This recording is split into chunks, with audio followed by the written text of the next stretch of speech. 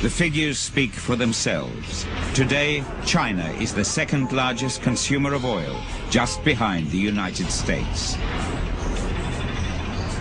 China's growth rate is one of the highest on Earth. China's energy needs have increased sevenfold, and its reserves are dwindling. China has to import half of its oil needs. In 3 years' time, the figure will be 2/3. Without that oil, China's whole economy will grind to a halt. So China must find and secure new sources of supply for oil, all in an increasingly unstable world. In this crusade for black gold, China is already jostling with a superpower that for now is still the primary consumer of oil, the United States. The battle for oil has begun.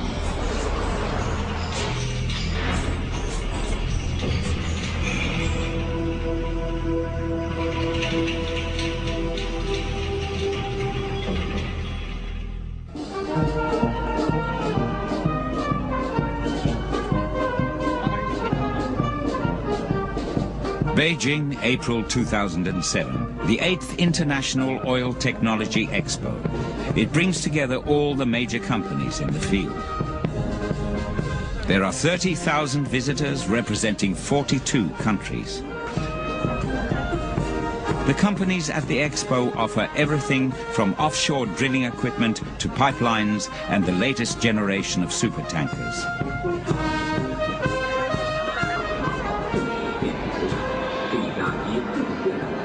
The customers come from all over the world. A glance at the guest list is enough to see the new oil alliances that China is now forging.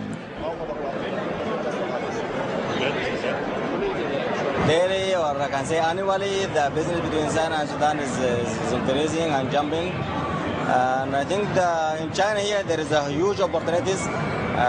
The new technology and advanced technology start to be implemented in China, and also you can get a very good price in China also. This is one of the advantage why the people visit China. We have some problems, political problems with Europe and US, but with China, with Asia, relationship between Iran and India, China is easy, better than Europe and US, and it's very better for us. It is being sold today in India also and worldwide by the American companies, basically manufactured in China. What they are doing, they are putting the stamp in Houston on Chinese product and selling it as an American product. So why not to shake hand directly?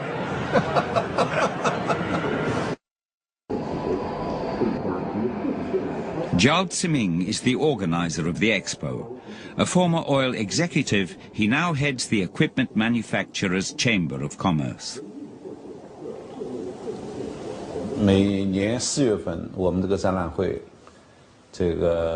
应该说规模越来越大，参加的国外的企业也越来越多。应该说这样，随着我们国家经济高速的发展，是吧？那么估计这下一个5年，我认为这个经济还是会处在这种8%左右的这样的增长速度，是吧？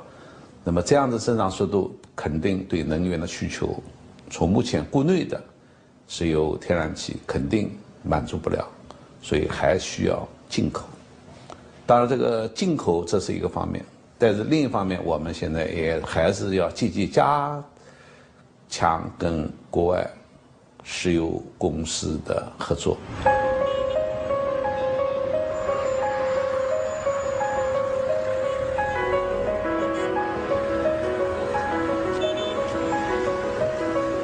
The new face of Beijing represents the profound economic transformation that China has undergone. In 20 years, the number of cars has increased by 90 times. At this rate, by 2030, China will produce more cars than the United States.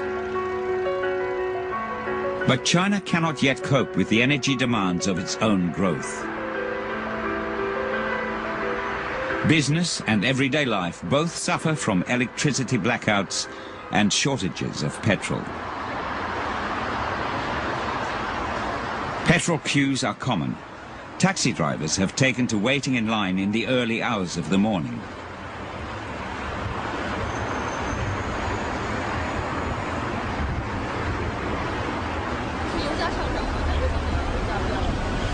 油价上涨了一点点，也不算太高吧。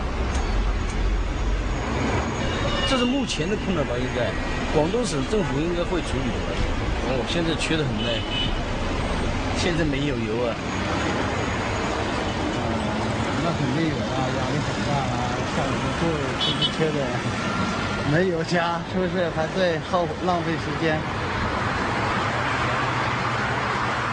半个月了。好长时间了。那您觉得广州是不是缺油啊，还是怎么？是缺油啊，没油啊，中国都没油啊。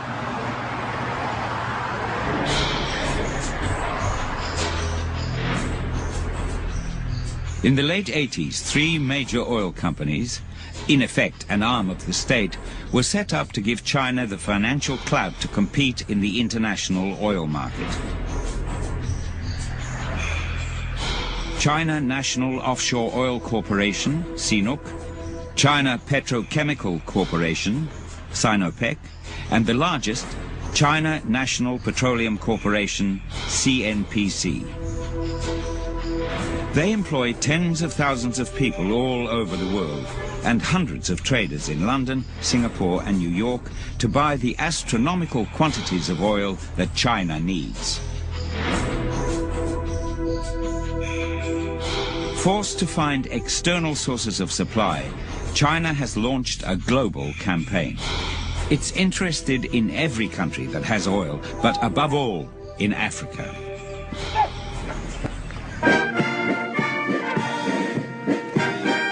Africa accounts for nearly 10% of world oil production. Even more important, the most recent oil finds were made in Africa. China is one of the latecomers to Africa, so President Hu Jintao himself travels the continent in search of new contracts. He brings with him what it takes to tempt African leaders.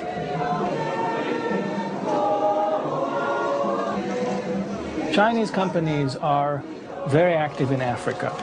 I mean, they would come to a place like an African country and say, okay, in addition to the oil deal, we're also going to build a telecommunication system. We're also going to build you a railway system or a new port. We're going to throw in the money. Now, this is something that a company like Total or BP cannot do. So the reality is that the companies that are multinational companies, that are transparent, that are companies that abide by the law, find themselves playing against a very different animal, against companies that play according to a very different set of rules. And as a result, they lose almost every deal.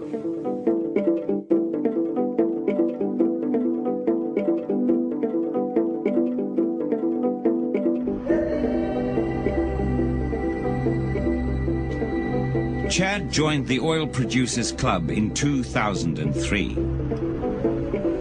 With the rising price of oil, Chad has enjoyed a financial windfall, $1 billion in 2007 alone, yet its people remain some of the poorest on earth. A consortium of Western companies, mostly American, extracts most of Chad's subterranean oil. But now China is making its presence felt.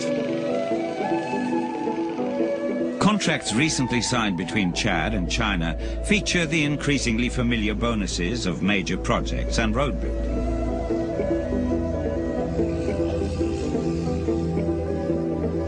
But China offers another advantage that its Western competitors cannot match, an absolute guarantee of non-interference in politics. The aid the West offers through the World Bank is tied to certain requirements, including respect for transparency and democracy, or the use of oil revenue to alleviate poverty.